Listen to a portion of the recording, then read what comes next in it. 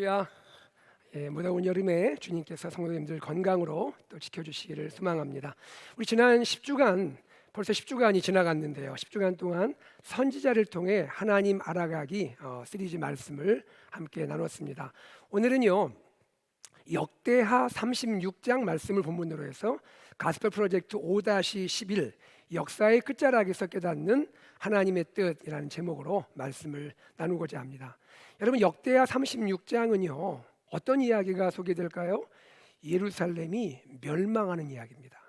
예루살렘이 멸망하는 거예요. 선지자 예레미야가 예언했죠. 그리고 선지자 예레미야가 직접 보았죠. 바로 그 예루살렘 멸망의 이야기입니다. 이스라엘 역사로 따지면 이스라엘 역사가 이제 마무리에 이르는, 끝을 보게 되는 그 끝자락 이야기라 할 수가 있습니다. 결코 망하지 않을 줄 알았죠. 그랬던 이스라엘 왕국이, 그리고 그 중심에 있는 이 예루살렘이 바벨론 제국에 의해서 멸망을 당하게 되는 것입니다. 특별히 역대하 36장은요 예루살렘 멸망 직전에 남유다를 통치했던 네 왕을 소개해주고 있습니다. 네 명의 왕을 소개하면서 과연 무엇이 이 남유다 멸망, 이 패망의 원인인지, 그리고 우리는 이 남유다의 멸망과 패망을 보면서 어떤 교훈을 배울 수가 있는지 우리에게 말씀해주고 있습니다. 여러분, 예루살렘 멸망 직전에 남유다를 통치했던 네 왕이 있습니다.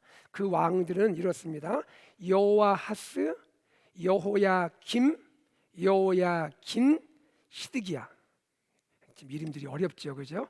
자, 여호아하스, 여호야김, 여호야긴, 그리고 시드기야입니다. 자, 이 네 왕에 대해서 우리가 잠시 한번 표를 보면서 좀 나누기 원하는데요. 한번 스크린 좀 올려주시겠습니까? 자, 그러면 보세요. 요시야 왕의 아내가 둘이 있습니다. 스비다가 있고 하무달이 있습니다. 이 사이에서 지금 네 아들이 태어났어요. 첫째 아들이 요하난이고요. 요하난은 일찍 죽은 것 같아요. 그리고 둘째 아들이 여호야김인데요. 여호야김의 본래 이름은 엘리야김이에요. 엘리야김인데 이집트의 바로, 그 느고라는 이 바로가 이 엘리야김 남유다 왕의 이름을 자기 임의대로 개명을 시켜버린 거예요. 이건 뭘 의미하죠? 나라 입장에서 볼 땐 굴욕을 당한 거예요. 그리고 셋째 아들이 여호아하스입니다. 여호아하스는 살룸이라는 이름으로도 알려지고요. 그리고 넷째 아들이 시드기야인데요. 시드기야는 mat다니아라고도 합니다.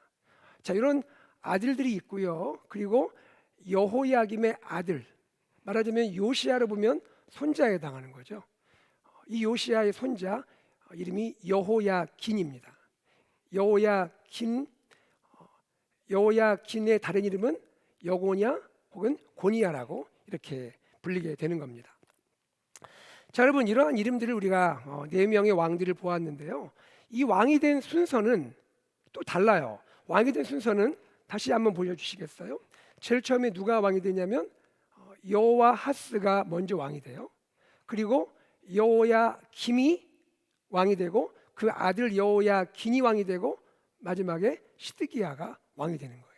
자, 이런 네 왕의 역사가 역대하 36장에 소개가 되고 있습니다. 복잡하죠? 시작하면서 그냥 복잡해 보이는데 우리는 이 복잡한 내용을 너무 복잡하게 생각하지 말고 왕이 된 순서대로 왕의 이름을 기억하면 좋을 것 같아요. 자, 제일 처음에 누구랬죠? 여호아하스. 한번 따라해 보세요. 여호아하스. 여호야김. 김씨가 아니에요. 여호야김. 그 다음에 비슷한데 끝에가 달라요. 여호야긴. 마지막이 시드기야. 여호아하스, 여호야김, 여호야긴, 시드기야. 자, 이 네 왕에 대해서 좀 간략히 좀 살펴보기를 원하는데요. 두 번째 자료를 한번 좀 보기 원합니다. 이번에는 이 네 왕이 주변 강대국과 어떤 관계를 가졌는지, 특히 그 당시에 아주 강력했던 이집트와 바벨론 제국과 어떤 관계를 가졌는지를 한번 보도록 하겠습니다. 여호아스는요 왕이 되어 몇 개월 통치했죠? 불과 3개월밖에 통치 못했어요. 그리고는 이집트의 바로인 느고에게 잡혀 끌려갑니다. 그 다음 왕은 여호야김인데요. 여호야김도 다른 왕들에 비하면 길지 않았어요. 11년 통치를 했습니다. 그리고 바벨론에 끌려갑니다. 여호야긴이 등장합니다. 여호야긴은요, 여호와스보다는 열흘 더 통치했습니다. 그래봐야 100일이에요. 100일 통치하고 왕의 자리에서 내려오게 되었어요. 이도 바벨론에 끌려가게 됩니다. 시드기야 11년 통치하고요. 시드기야는 특별히 마지막에 바벨론에 끌려가는데 눈이 뽑힌 채로 자기 앞에서 자식들이 죽는 걸 보면서 그렇게 바벨론에 끌려가게 되었습니다. 이 네 왕의 비극적인 역사가 소개되고 있는 겁니다. 자, 여러분, 지금 제가 여러분에게 말씀을 드렸는데 이 내용을 조금 더 자세히 설명을 드리면 이렇습니다. 여호와스는 말씀드린 대로 보세요. 바벨론 편에 서는 거예요. 여러분 이걸 생각하세요. 이쪽은 지금 이집트가 있고 이쪽은 바벨론이 있는 거예요. 두 강력한 나라가 있는 거예요. 이집트가 있고 바벨론이 있어요. 그 사이에 남유다가 지금 딱 있는데 여호와스는 바벨론 편에 서는 거예요. 바벨론 편에 섰다가 이집트에 끌려가게 됩니다.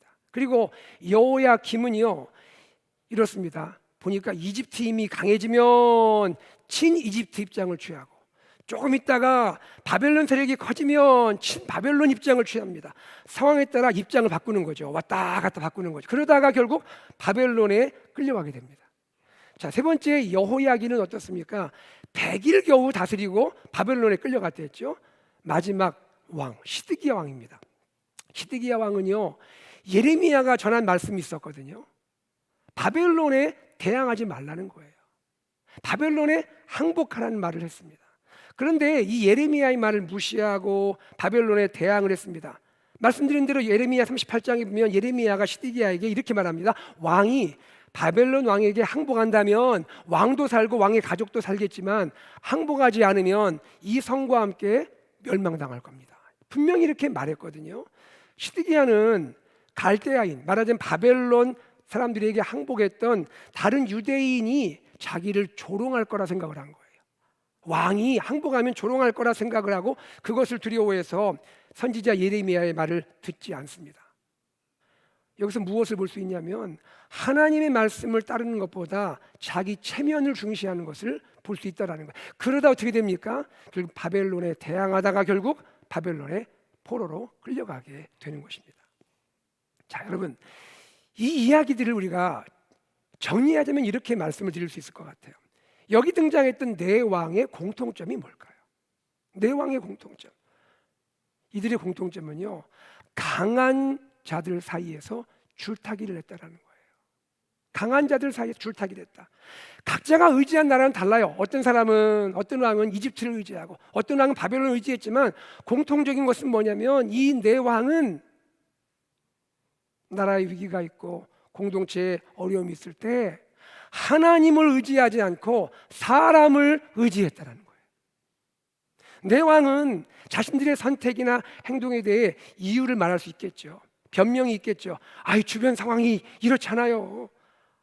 저도 어쩔 수 없이 선택을 할 수밖에 없는 거 아니에요? 제 처지가 그렇잖아요. 그러나 하나님은 그렇게 보지를 않으신다는 거죠. 하나님은 이들은 내면 안에 있는 문제라고 여기신다는 거예요. 그게 뭘까요? 이들은 하나님 앞에서 겸손하지 않았다는 거예요. 여러분, 마지막 왕 시드기야 경우를 한번 생각해 보죠. 하나님은 시드기야가 예레미야의 말을 듣지 않고 바벨론에 항복하지 않은 거, 바벨론에 대항한 거, 이것을 어떻게 하나님이 여기시는지 아세요? 이것은 그가 하나님 앞에서 겸손하지 않은 것이라고 말하고 있어요. 자, 이 내용을 36장 12절에서 한번 읽어보겠습니다. 시작. 그의 하나님 여호와 보시기에 악을 행하고 선지자 예레미야가 여호와의 말씀으로 일러도 그 앞에서 겸손하지 아니하였으며. 그리고 하나님은요, 시드기야가 바벨론 왕에게 하나님의 이름으로 맹세했다가 배반한 적이 있거든요. 이것을 하나님은 근본적으로 어떻게 여기실까요? 하나님은 이것을 시드기야가 하나님 앞에서 마음을 완악하게 한 것이라고 여기고 있다는 거예요. 자, 이 내용이 36장 13절입니다. 한번 읽어보겠습니다. 시작. 또한 느부갓네살 왕이 그를 그의 하나님을 가리켜 맹세하게 하였으나 그가 왕을 배반하고 목을 곧게 하며 마음을 완악하게 하여 이스라엘 하나님 여호와께로 돌아오지 아니하였고, 시드기야의 이 모습을 하나님은 마음을 완악하게 했다라고 말씀합니다.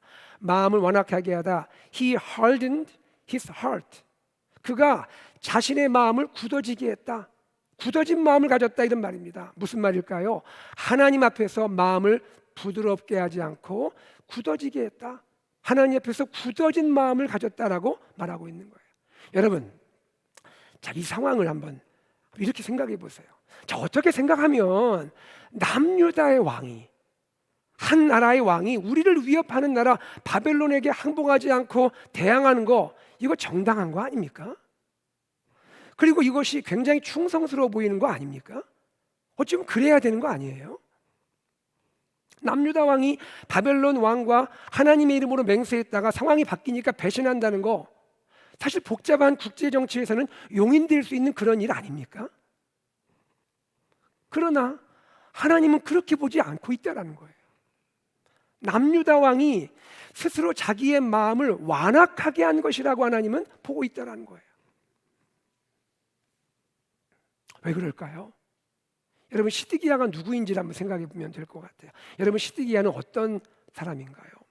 시드기야가 본래 정의로운 왕인가요? 시드기야가 본래 나라를 위해, 민족을 위해 그렇게 충성스러운 왕입니까? 그렇지 않아요. 그는 나라의 위기 상황에 왕이 되었죠. 그러나 그 왕이 되었어도 전에 왕들이 했던 것처럼 계속해서 악행을 합니다. 우상 숭배를 계속하고 있는 거예요. 그는 정의롭고 충성스러운 마음으로 바벨론을 대적했던 것이 아니라 그 마음의 깊은 곳을 들여다보면 이집트의 권력을 의지한 거예요. 이집트의 권력을 믿은 거예요. 이집트의 권력을 믿고 의지하는 것이 나에게 유익이라는 그런 판단과 생각을 하고, 그리고 바벨론을 대적했다라는 거예요. 예레미야가 분명히 경고했어요. 그러면 안 됩니다. 하나님 그것을 싫어하십니다라고 분명히 하나님의 경고를 전했지만 시드기야는 귀를 닫고 오히려 예레미야를 감옥에 가두게 되었습니다. 사랑하는 여러분, 우리는 여기서 생각을 해야 하겠습니다. 남유다가 멸망당한 거, 예루살렘이 멸망당한 거, 그 멸망의 본질이 뭐죠? 왜 멸망을 당하게 되었죠? 예루살렘 멸망은 본질상 하나님의 심판인 거예요. 하나님의 심판인 거예요. 이스라엘의 죄악에 대해서, 그들이 행하는 우상 숭배와 사회적 불의에 대해서 하나님이 공의로 심판하고 있는 거예요. 하나님이 이스라엘을 사랑하지 않아서가 아니에요. 하나님은 이스라엘을 여전히 너무나 사랑하세요. 그러나 하나님 백성 이스라엘의 죄가 차고 넘치는 거예요. 하나님이 더 이상 용납할 수 없는 지경에 이르자 하나님이 공의로 심판을 하고 계신다는 거예요. 그러므로 이스라엘의 왕으로서 시드기야는 하나님의 심판의 뜻에 반대하고 대항할 것이 아니라 백성들과 함께 하나님 말씀 앞에 겸손히 엎드려야 하고요, 마음 깊은 곳으로부터 회개해야 하는 것이죠. 그러나 그는 그렇게 하지 않았습니다. 하나님 말씀과 반대되고 거역하는 길로 나갔다는 거예요. 이것이 바로 시드기야의 완악함이라는 거예요. 사랑하는 우리 성도 여러분, 오늘 우리는 이 이야기를 통해서 우리의 내면을 한번 정직하게 돌아보면 좋겠습니다. 내 마음은 어떤가? 내 마음은 어떤가? 혹시 하나님 앞에서 부드럽지 않고 굳어져 있지는 않은가? 삶을 살면서 큰 문제와 때로 위기를 만나는 그러한 때에 나는 사람 의지하지 않고 정말로 하나님을 의지하는가? 나는 내 방법대로 이 문제를 풀어가려고 하지 않고 하나님의 뜻을 깊이 생각하고 묵상하면서 하나님의 뜻대로 순종하기를 원하는가? 우리가 한번 거울 삼고 돌아보면 좋겠습니다. 예루살렘 멸망 이야기에서 우리는 세 가지 진리를 발견할 수가 있습니다. 첫째는 이것입니다. 예루살렘은 멸망해도 하나님의 나라는 영원합니다. 우리 한번 다 같이 읽어볼까요? 시작. 예루살렘은 멸망해도 하나님 나라는 영원합니다. 예루살렘은 멸망했죠. 그러나 여러분, 우리는 이것을 마음에 가져야 돼요. 예루살렘 멸망했지만 하나님의 나라는 계속되는 거예요. 바벨론 포로 시대가 이제 열리죠. 포로 시대가 70년간 진행되고 포로 70년이 마친 후에 이스라엘은 예루살렘으로 다시 돌아오게 되는 거예요. 귀환하게 되는 거예요. 그리고 성전을 다시 짓게 되는 거예요. 재건하게 되는 거예요. 그리고 더 세월이 흘러서 하나님의 때가 되자 하나님 나라의 완성인 예수 그리스도가 이 땅에 오시게 되는 거예요. 그리고 예수 그리스도를 통해 이 땅에 교회가 세워지게 되고, 그리고 장차 하나님이 다스리는 새 하늘과 새 땅이 펼쳐지게 될 줄로 믿습니다. 하나님의 나라는 미래에도 계속되어지는 거예요. 그뿐이 아니에요. 하나님 나라는 과거에도 존재했어요. 솔로몬의 예루살렘 성전 이전에도, 솔로몬이 성전을 짓기 전에도, 그리고 다윗이 통치했던 다윗 왕조 이전에도 하나님 나라는 여전히 존재했습니다. 하나님 나라가 뭐예요? 하나님의 나라는 뭐죠? The kingdom of God. 하나님 나라는 뭡니까? 하나님이 왕이 되어 그분의 백성을 다스리는 모든 영역이 하나님의 나라인 거예요. 여러분, 이 역대기 책에, 이 기록에 흥미로운 점이 하나 있습니다. 역대기를 펼쳐보시면 제일 처음 역대기상 1장 1절을 보시면요, 이런 말씀이 나와요. 한번 읽어보겠습니다. 시작. 아담, 셋, 아노스, 게난, 말랄렐, 야렛, 에녹, 무드셀라, 라멕, 노아, 셈, 함과 야벳은 조상들이라. 여러분, 역대기를 시작하면서 왜 굳이 아브라함으로부터 시작하지도 않고 첫사람 아담으로부터 역대기에 하나님 백성의 이야기를 쭉 기록하고 있는가? 이게 무슨 의미일까요? 하나님의 나라의 역사는 인류의 첫사람인 아담으로부터 시작되었다라는 거예요. 하나님은 왕으로서 아담의 삶을 다스리셨다라는 거예요. 그곳이 어디입니까? 에덴 동산이에요. 에덴 동산이 다른 곳이 아니에요. 하나님이 아담과 하와를, 하나님이 왕이 되어서 그들을 에덴이라는 영역에 두시고 하나님이 다스리고 통치한 바로 그곳이 에덴 동산인 거예요. 이처럼 하나님의 나라는 영원한 거예요. 하나님의 통치는 영원합니다. 왜요? 하나님이 영원하시니까. 그러므로 지금 우리 눈에 보이는 이스라엘의 예루살렘, 이 예루살렘 성이 멸망했지만 눈에 보이지 않은 하나님의 나라는 계속되고 있다는 거예요. 멈추지 않는다는 거예요. 여러분, 하나님 나라는 영원한 것을 믿으시길 바랍니다. 둘째입니다. 우리 어떤 교훈을 배울 수가 있을까요? 남유다의 바벨론 포로는 가나안 땅에 안식을 제공합니다. 다 같이요. 시작. 남유다의 바벨론 포로는 가나안 땅에 안식을 제공합니다. 여러분, 예루살렘이 멸망당하는 걸 지켜보고 있는, 그 속에서 고통당하고 있는 남유다 백성을 한번 생각을 해보세요. 이 비극 아닙니까? 우리나라가 망한 거잖아요. 수도 예루살렘이 함락돼 버린 거잖아요. 비참한 일들이 일어나고 있잖아요. 이거 비극이거든요. 민족사의 아픔이거든요. 어떻게 우리가 다 이것을 표현할 수 있겠습니까? 그러나 여러분, 우리가 이 사건을 조금 다른 각도로 하나님의 관점에서 본다면, 영적인 관점에서 본다면 우리는 이것을 이렇게 해석할 수가 있을 거예요. 바벨론의 포로로 끌려간 것은, 그곳에서 70년 지낸 것은 이스라엘이 지금까지 살았던, 지금까지 거주했던 가나안 땅을 잠시 떠나 있는 거예요. 떠나 있는 거라고요. 다시 한번 들어보세요. 가나안 땅이요, 이스라엘 백성들로부터 안식을 얻는 거예요. 가나안 땅이 이스라엘 백성들로부터 좀 쉼을 얻는 거라고요. 가나안 땅은 하나님의 약속의 땅이잖아요. 그 가나안 땅이 지금까지 이스라엘 백성들의 우상 숭배와 사회적 불의로 안식을 누리지 못했잖아요. 너무나 죄가 가득했잖아요. 그 땅을 안식하게 하는 거예요. 땅의 안식인 거예요. 그래서 죄악으로 더럽혔던 약속의 땅 가나안이 70년 쉼을 갖고 다시 하나님의 땅으로 회복시키고자 하나님은 하시는 거예요. 거룩의 땅으로, 은혜의 땅으로, 평화의 땅으로, 사랑의 땅으로, 축복의 땅으로 회복시키고자 하시는 거예요. 여러분, 농사 지을 때도 농사 짓느라고 기경하잖아요. 잠시 휴경하잖아요. 쉬지요? 그리고 다시 농사를 짓잖아요. 여러분, 이런 단어를 한번 생각해 보신 적 있습니까? 강제 안식. 참 표현이 특이하네요. 그렇죠? 강제 안식. 강제로 안식을 하게 하는 거예요. 여러분, 제가 예전에 필리핀에서 선교사로 섬기고 지낼 때 제가 있던 지역이 필리핀에서 두 번째로 큰 섬이에요. 큰 섬이에요. 섬이라기보다도 뭐 엄청나게 큰 땅이에요.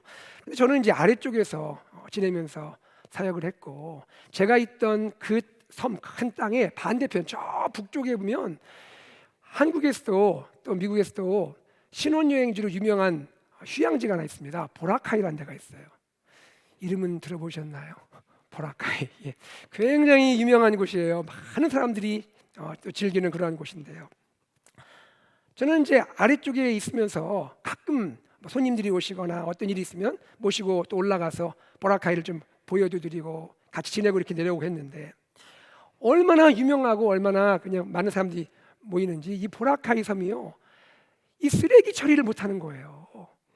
쓰레기가 얼마나 많이 나오겠어요. 그런데 이거 쓰레기 처리할 곳은 미리 생각을 못했던 거예요.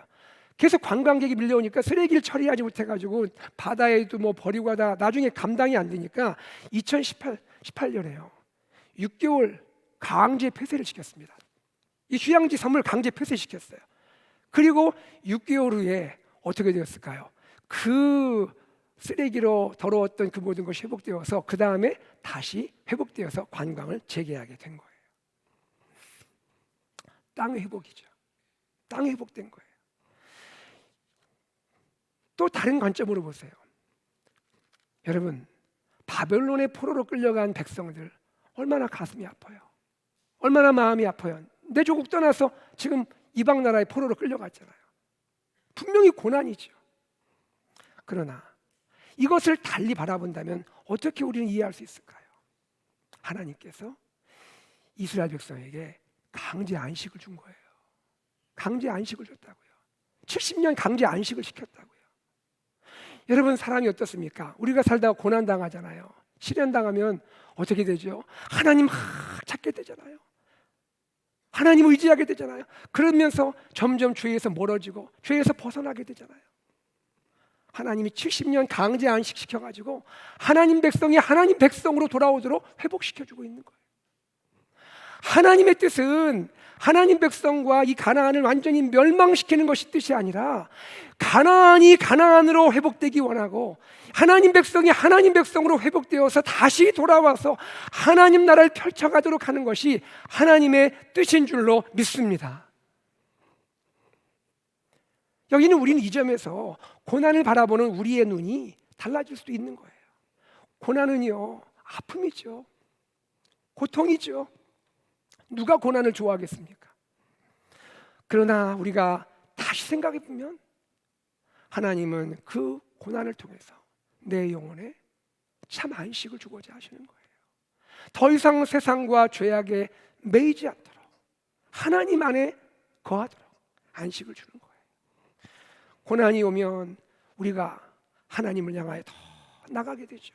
그러면서 내 영혼이, 비록 고난은 힘들지만 내 영혼이 하나님의 은혜로 채워지게 되고 내 삶이 하나님의 은혜로 다시 회복되는 줄로 믿습니다. 셋째입니다. 예루살렘 멸망에서 우리가 깨닫게 되는 세 번째 교훈은 이것입니다. 하나님은 심판 중에서도 회복을 계획하십니다. 다 같이요, 시작. 하나님은 심판 중에서도 회복을 계획하십니다. 역대하 36장은 역대기 전체의 마지막 장이잖아요. 마지막 장 역대하 36장은요 예루살렘 멸망으로 끝나지 않아요. 그 멸망 이야기가 나오지만 제일 끝을 보면 멸망으로 끝나지 않고요 마지막 절 22절과 23절은 하나님의 놀라운 회복을 보여주고 있는 거예요. 그것은 무엇입니까? 바벨론 포로 70년을 살게 되죠. 포로 70년이 마친 후에 하나님은요 페르시아 왕, 바사 왕 고레스를 통해 내 백성 이스라엘을 회복시킬 것이다. 바벨론 포로로 끌려갔던 이스라엘이 회복되게 할 것이다 하는 이 명령을 선포한 거예요.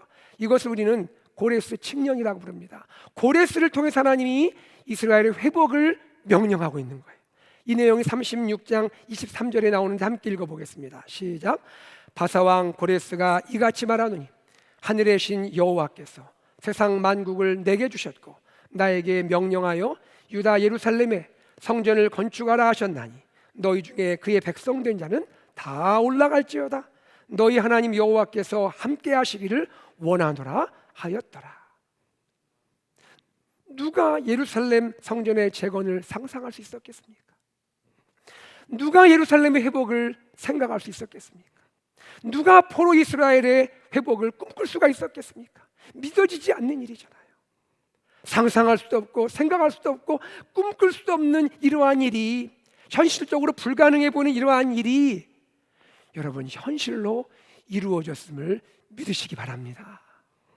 누가 하셨나요? 하나님이 계획하신 거예요. 멸망 가운데도 하나님은 회복을 계획하셨던 거예요. 그리고 때가 되니 하나님이 그 일을 이루고 성취하신 줄로 믿습니다. 하나님은 회복이 불가능해 보이는 상황 속에서도 회복을 일으키시는 능력의 하나님이세요.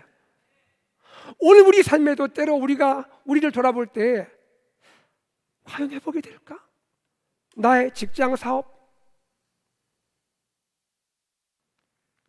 나의 관계, 나의 모든 이러한 삶의 일들 회복이 될 수 있을까?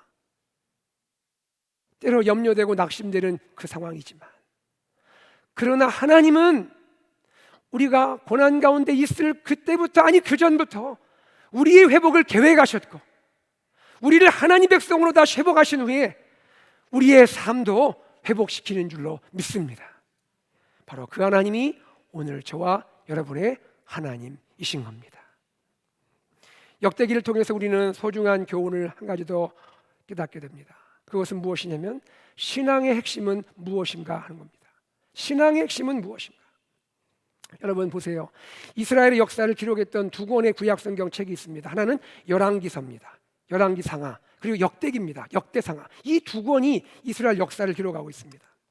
열왕기서는 어떤 관점으로 이스라엘 역사를 기록하냐면요, 선지자적인 시각에서 기록을 하고 있어요. 선지자적인 시각에서.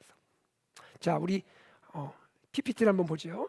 열왕기서와 역대기를 비교하면요, 열왕기서는 선지자적인 시각에서 역사를 바라본다. 무슨 얘기일까요?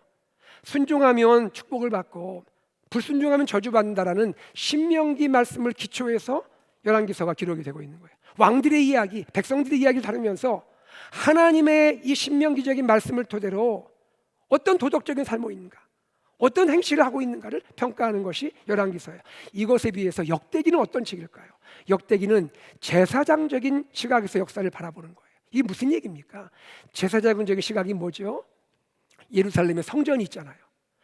과연 이 성전에서 하나님을 향한 온전한 예배가 드려지고 있는가? 남유다의 왕은 성전에서 하나님께 드리는 온전한 예배를 위해 헌신하는가? 그렇지 않은가? 성전과 예배, 여기에 초점 맞추고 역사를 기록하는 것이 역대기라는 거예요. 여러분, 말씀드린 대로 역대기가 그런 책입니다. 특별히 그 중에서 역대기하는요, 그 구조가 특별해요. 역대기하의 구조가 특별한데, 역대기하는요 보면 성전 건축에서 시작해서 성전 건축으로 마치게 돼요. 무슨 얘기냐면 역대기하 2장에 보면 솔로몬 왕이 성전을 건축합니다. 그리고 역대하 36장 마지막 보면요, 바사 왕 고레스가 뭘 명령하죠? 예루살렘 성전을 재건하라 명령하죠. 성전 건축에서 시작해서 성전 건축으로 마무리하는 책이 역대기예요. 이것은 무엇을 의미합니까? 역대하의 구조는 우리에게 무엇을 이야기합니까? 하나님 백성 이스라엘 역사의 시작과 끝은 성전이어야 하고, 하나님 백성, 이스라엘 백성의 역사의 시작과 같은 예배여야 한다라는 거예요. 하나님 백성의 삶의 이야기의 시작은, 끝은 성전이어야 하고 예배여야 한다는 겁니다. 아멘입니까? 이것은 신약을 사는 우리에게도 적용되는 거예요. 오늘 우리는 예수님 믿고 구원받은 하나님의 자녀들입니다. 하나님 백성입니다. 우리의 삶에서 중요한 것이 무엇입니까? 그것은 성전이고 예배예요. 더 정확히 말하면 참 성전이고 참 예배인 거예요. 오늘 우리 교회 공동체가 참 성전으로, 참 교회로 회복되는 것에 하나님은 마음을 두고 있다는 거예요. 교회와 성도의 삶 속에서 참 예배가 회복되는 것, 공동체의 예배이든 각 성도의 삶의 예배이든 우리 삶의 예배가 회복되는 것을 하나님은 관심 갖고 하나님 지켜보고 계신다는 거예요. 여러분, 이것을 마음에 기억하십시오. 참 예배가 회복되는 곳에 하나님이 임재하십니다. 참 성전으로 회복되는 공동체를 통해 하나님 나라가 펼쳐지는 줄로 믿습니다.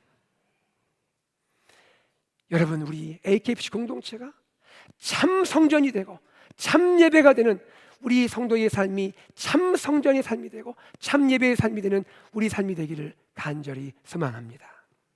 말씀을 맺겠습니다. 오늘 우리는 예루살렘 멸망의 이야기를 들었습니다. 하나님의 교훈을 듣게 되었습니다.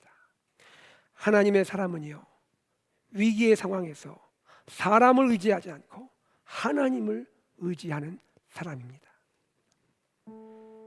예루살렘은 멸망했지요. 그러나 하나님의 나라는 영원합니다. 우리가 삶에서 만나는 고난, 시련은요, 내 영혼에 바로 우리 삶에 하나님의 안식을 허락해 줍니다. 하나님은 심판 중에서도 회복을 계획하시는 분이십니다. 사랑하는 성도님들, 역대기의 하나님이 오늘 우리의 하나님이십니다. 매일매일 삶의 영적 싸움터에서 싸우시고 살아가는 우리 귀한 성도 여러분, 삶이 피곤하고 지치고 어려울지라도, 답답할지라도 사람 의지하지 않고 하나님을 전심으로 의지할 수 있기를 소망합니다. 공동체의 예배 가운데 나의 삶 속에서 참 예배가 회복되기를 갈망하고 그 예배를 사모하는 우리 AKFC 성도님들 되시기를 주 예수 그리스도의 이름으로 축복합니다. 아멘. 이 시간 우리 다 일어나겠습니다. 일어나셔서 말씀을 기억하며 하나님께 찬양을 드리기를 원합니다. 이 시간 우리가 하나님을 찬양합니다. 임재 하늘의 문을 여소서 찬양을 드립니다. 주님, 이 시간 우리가 예배자로 주님께 나왔습니다. 하늘의 문을 여십시오. 이곳을 주목해 주십시오. 주님 향한 우리의 노래가 꺼지지 않기 원합니다. 우리 공동체를 통해서, 나의 삶을 통해서 하나님의 이름을 높이기를 원합니다. 함께 찬양하겠습니다.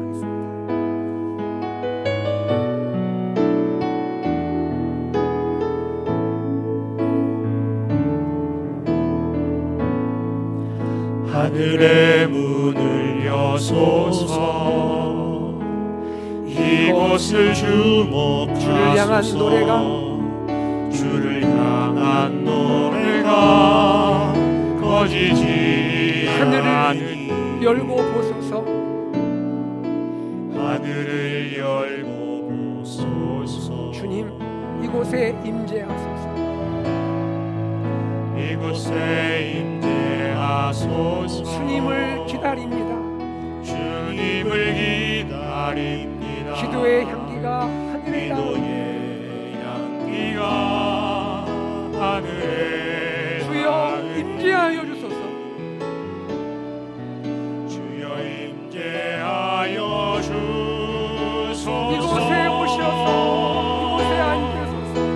이곳에 오셔서 이곳에 앉으소서 이곳에서 드리는 예배를 받으소서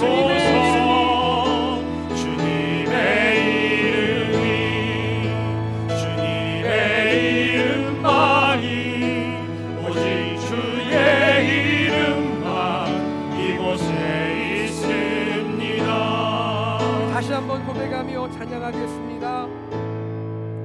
하늘의 문을 여소서 이곳을 주목하소서. 이곳을 주목하소서 주를 향한 노래가 주를 향한 노래가 꺼지지 하늘을 열고 아니. 보소서. 하늘을 열고 보소서 주여 이곳에 임재하소서. 이곳에 임재하소서 주님을 기다립니다. 주님을 기다립니다 기도의 향기 하늘에 닿으니 주여 임재하여 주소서. 우리 다 두 손을 들고 하나님께 마음을 다하여 고백합시다. 이곳에 오셔서 이곳에 앉으소서 이곳에서 드리는 예배를 받으소서 주님의 이름만이 오직 주의 이름만 이곳에 있습니다 이곳에 오셔서 이곳에 오셔서 이곳에 앉으소서 이곳에서 드리는 예배를 받으소서 주님의 이름이 주님의 이름만이 오직 주의 이름만 이곳에 있습니다. 사랑하는 성도 여러분, 이 시간 우리가 주님께 기도로 나아가기를 원합니다. 하나님, 참 성전을 원하시고 참 예배를 기뻐하시는 하나님, 나의 아버지, 이 시간 우리 공동체가 내가 하나님의 임재를 원합니다. 하나님, 우리 공동체 안에 하나님이 임재하여 주시옵소서. 나의 삶 가운데 하나님이 임재하여 주시옵소서. 우리 공동체를 통하여, 나의 삶을 통하여 우리 주님의 이름만이 높임받기를 원합니다. 하나님, 나의 삶에 어려움과 시련과 고난이 올 때 사람을 의지하지 않고 하나님을 의지하게 하여 주시옵소서. 예배가 회복되게 하여 주시옵소서. 하나님의 백성으로 회복되게 하여 주시옵소서. 우리 다 함께 기도하겠습니다. 하나님 아버지, 주님께 이 시간 우리가 간절히 기도합니다. 아버지 하나님, 우리 가운데 역사해 주시고 하나님 함께 하심으로 말미암아 우리 주님을 바라보며 주님을 구하며 주님께 나아가기를 간절히 원합니다. 오 사랑하는 하나님 아버지, 하늘의 문을 열어 주시옵소서. 이곳을 주목하여 주시옵소서. 하나님, 우리 AKC 공동체가 주님의 참 성전으로 회복되기를 원합니다. 하나님, 참 예배가 드려지는 공동체가 되기 원합니다. 우리의 각자의 삶이 참 성전의 삶이 되게 하시고 참 예배가 드려지는 우리의 삶이 되도록 역사하여 주시옵소서. 하나님, 우리의 삶에 고난이 있어도 하나님의 나라는 영원하고 하나님, 우리의 삶의 고난은 우리에게 참 안식을 주고자 하는 하나님의 놀라운 은혜임을 알게 하시고 하나님 아버지 고난 가운데 회복을 계획하시는 하나님을 기억하며 우리가 주님께 믿음으로 나아가게 하여 주시옵소서. 하나님, 저희가 주님을 사랑하고 의지합니다. 우리의 삶 가운데 주님이 임재하시고 주님께 온전히 되어지는 예배자로 나아가게 하여 주시옵소서. 주님 감사합니다. 주님 고맙습니다. 사랑하는 하나님 아버지, 오늘 예루살렘 멸망의 이야기를 듣게 되었습니다. 상상하지도 못했던 예루살렘이 멸망을 하게 되었지만, 그러나 비록 예루살렘은 멸망했지만 하나님의 나라는 영원하고 삶에 다가오는 이 큰 고난이 너무나 힘들고 견디기 어렵지만 내 영혼에, 나의 삶에 안식을 주고자 하시는 하나님께 돌아오게 하고자 하는 하나님의 놀라운 뜻임을 저희가 기억하며, 하나님 아버지, 고난 가운데서도 이미 회복을 계획하시는 하나님을 신뢰하고 믿음으로 이길 수 있도록 우리를 축복하여 주시옵소서. 하나님, 우리 사랑하는 성도님들, 때로 참 어려운 시간들, 고뇌하고 고민하는 시간들을 지낼지라도 사람을 의지하지 않게 하시고 하나님을 의지하며 하나님의 뜻 가운데 일어나고 승리하도록 축복하여 주시옵소서. 주 예수 그리스도의 은혜와 하나님의 사랑과 성령의 교통하심이 삶의 고난과 어려움 속에서 사람을 의지하지 않고 전적으로 하나님을 의지하기로 기도하고 결단하며